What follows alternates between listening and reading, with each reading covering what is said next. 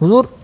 Technology کا زمانہ ہے، کہا جاتا ہے کہ آج کل روزانہ نئی چیزیں ایجاد ہو رہی ہیں۔ موبائل کو ہی لے لیں، جب سے یہ آیا ہے تو زندگیوں میں بہت زیادہ تبدیلی واقع ہو گئی ہے۔ برابر۔ تو کیا کہتے ہیں، زندگی ٹیکنالوجی سے آسان ہوئی ہے یا مشکل ہوئی ہے؟ ٹیکنالوجی نے انسان کو انسان کے قریب کیا ہے یا انسان کو فیملی کے افراد سے دور کر دیا؟ بعض ایسی چیزیں ہوتی ہیں جس میں نفع بھی ہوتا ہے، نقصان بھی ہوتا ہے۔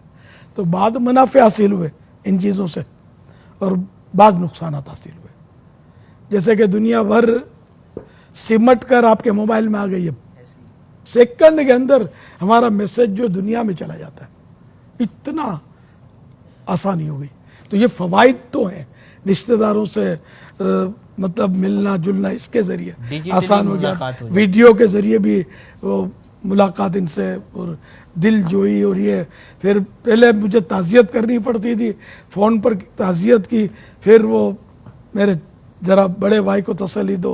میری وائف بہت روتی ہے اس کو تسلی، پھر وہ اب ختم ہوا تو پھر وہ ٹون بجے گی کہ وہ چچا موجود نہیں تھے، ان سے ذرا تعزیت، تو وہ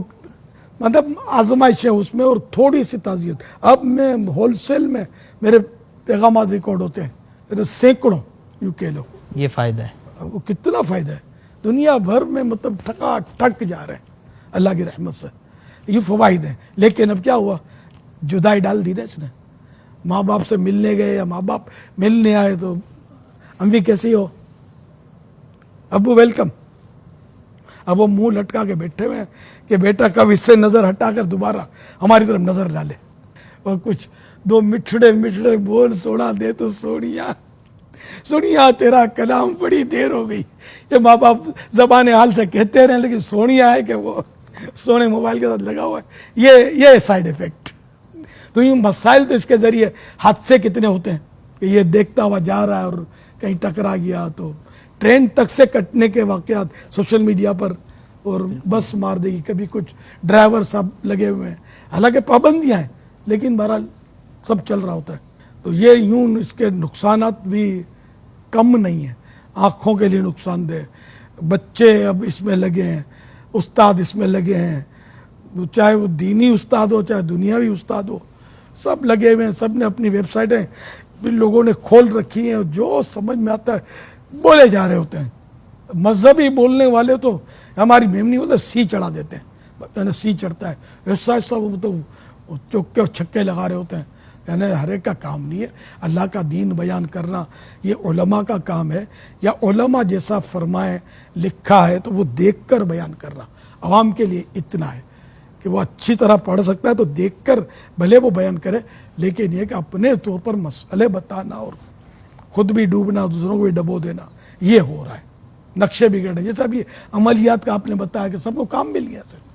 وہ لگے ہوتے ہیں، فیس بک سب نے پیج کھول رکھے ہیں، انہیں کہ کسی مشہور آدمی سے ملیں گے تو اس کا دیں گے آج فلاں سے میری ملاقات ہوئی، اس نے کوئی گفٹ دی ہے تو وہ گفٹ کا دے دیں گے تصویر کہ مجھے یہ گفٹ ملی، مجھے